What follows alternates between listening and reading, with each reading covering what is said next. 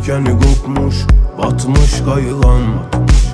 İçirəm oluram sərxoş çox vaxt, ara bir ayıqam. Əlimə düşən ömrün xoş günləri, bölüşəm yayılan.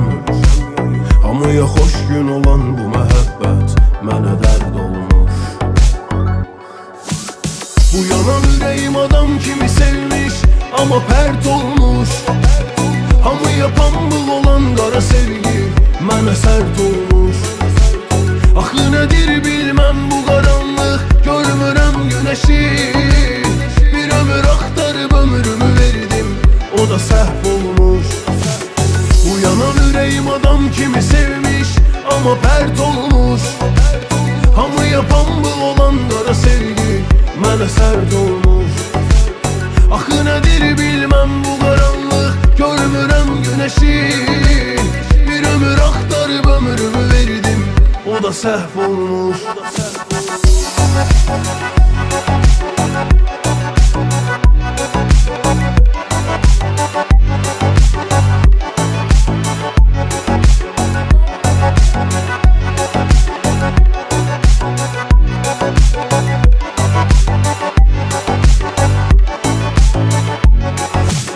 Gedirəm eşqdən mənim axı burada, sənsiz nə işim. Yenə güclüdür hər şey əvvəldən mənim hiss edişim.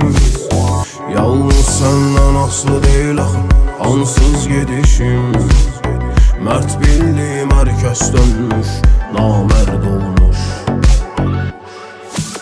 Bu yanan ürəyim adam kimi sevmiş, amma pərt olmuş.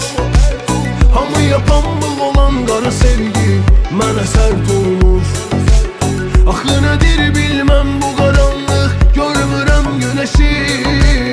Bir ömür axtarıb ömrümü verdim, o da səhv olmuş. Bu yanan ürəyim adam kimi sevmiş, amma pərt olmuş. Hamıya pambıq olan qara sevgi mənə sərt olmuş. Axı nədir bilməm bu qaranlıq, görmürəm günəşi.